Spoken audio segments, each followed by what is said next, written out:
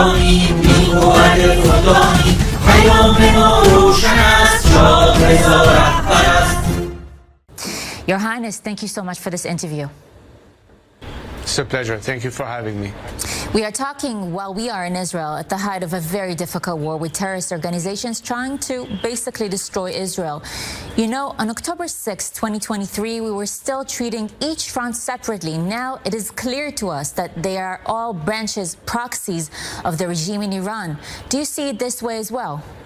Well, you know, it's not a secret that the regime from its very inception had only one objective, and that was to export a radical ideology at the expense of his own people, and by means of proxies bring it about in the region and beyond. This started 46 years ago. Unfortunately, the fact that the regime was not pressed from the outside world and was allowed to continue this campaign of proxy wars led to unfortunate events that the latest victim of it was again the terrorist attack on October 7th by the proxy this time of Hamas. And of course Hezbollah has been out there for decades now antagonizing Israel, certainly as instrument of the regime's aggression abroad. And that's no secret to any of us.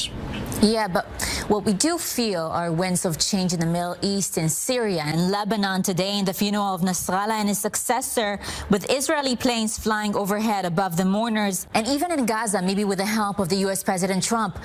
If we add to that the fact that the Iranian regime was attacked by Israel, and you yourself said that Iran is weaker than it has ever been, and the protest that took place on Iran's Revolution Day on February 10th in Iran, is there an opportunity here? And is now the time?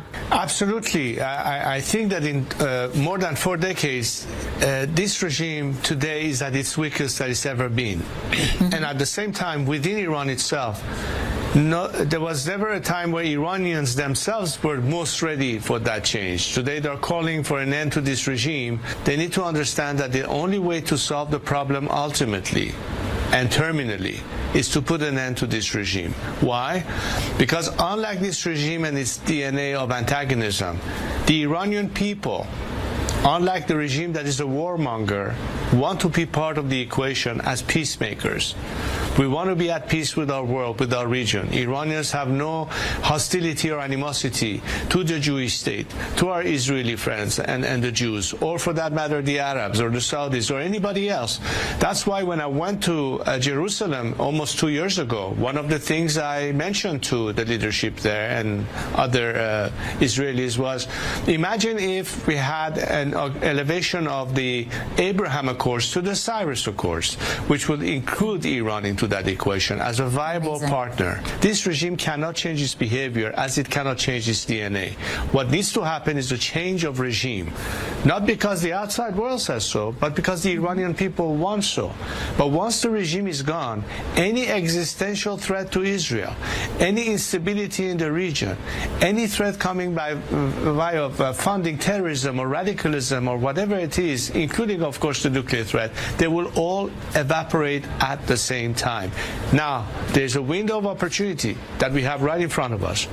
Before there's an escalation of conflict, if the situation doesn't resolve itself by means of diplomacy. Meaning that together with external pressure in terms of maximum pressure approach that of course President Trump is pursuing, there needs to be parallel to that a policy of maximum support. So the Iranian people have an actual fair chance of overcoming the regime by bringing pressure from within. That sounds like a very good plan. And you're saying that there's a window of opportunity. And so what do the world's superpowers need to do to bring stability to the Middle East? Well, the quickest way is to be gone with this regime. Why? Because the minute this regime is gone, you have the erasure of all the threatening aspect of this regime that is conducive to instability and conflict. You immediately have a change of pace where the focus now is for Iran to go through a transition phase while maintaining stability at home, but immediately engage with our regional strategic partners. Israel definitely is a key strategic partner for us. Hopefully we can work very well with the Saudis, with the Emiratis, but to immediately bring an element that reverses this whole cycle of instability that existed. We don't need to have superpowers to police our region anymore.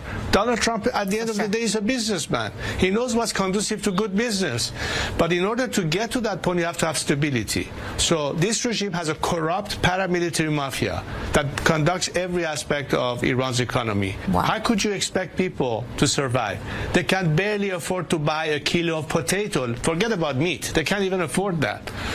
How long do you think that's going to last? When we bring sanity, transparency, accountability, a free economy that is directly conducive to stable governance, and stable governance is conducive to a good economy. It's all as a result of that fundamental change that can occur in Iran, and I think we Iranians are prepared to do our part. What we need now is a partnership with the free world to stop their policy of appeasement and paying ransom for a regime that takes hostages to make a bargain in exchange. So it is a matter of timing, and I think Israel is asking itself, is it the right time to attack Iran's nuclear facilities in order to do that, to get to that? And is this the way?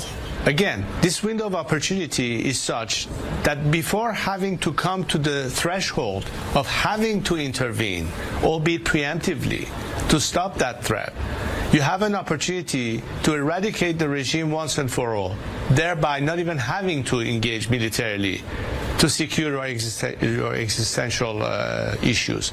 The Iranian people would understand if Israel were to take the initiative. What they wouldn't understand is why is the world waiting for? The last campaign that the regime launched was over $2.3 billion worth that could have been used to build schools and hospitals. They haven't used that for Iran.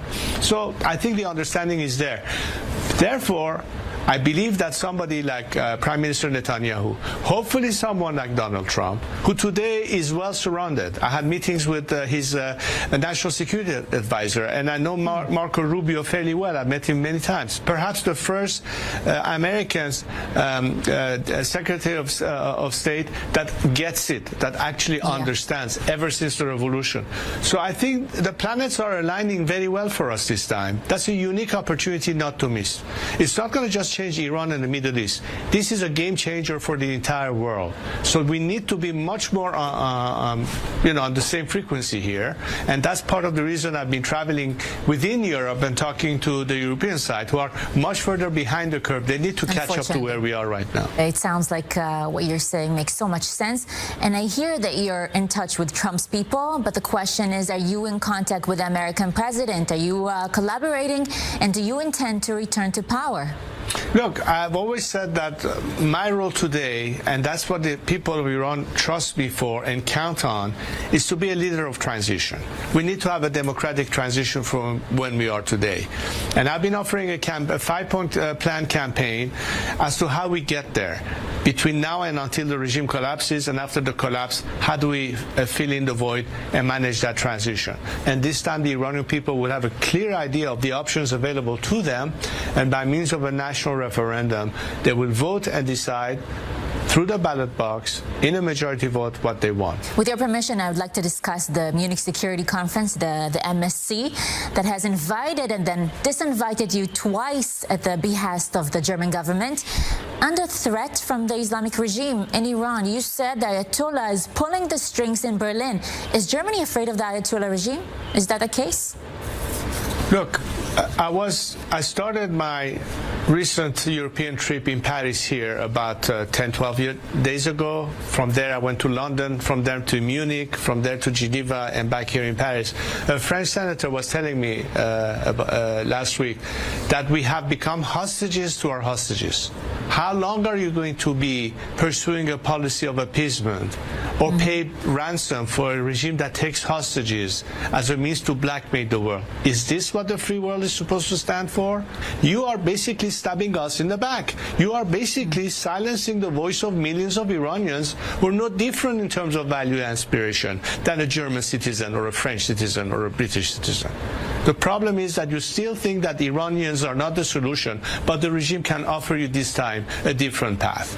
After 46 years, you still haven't learned the lesson. And in the meantime, the clock is ticking. In the meantime, we're approaching the threshold. And by the time everybody realizes, it may be too late. So wake up, catch up to where we are, use this opportunity. It's good for us, it's good for you. The only loser is the Islamic regime. Anything short of that, we lose, you lose, they win. A choice has to be made, and the choice has to be made now. Very powerful words. In a few weeks, you will celebrate, all the Iranians will celebrate their Nowruz, so we want to wish freedom to the Iranian people. Your Highness, thank you so much for this interview. May our next interview be in Tehran. I'll come see you there. We hope so too. A liberated country that can finally breathe and join the ranks of free nations. Thank you.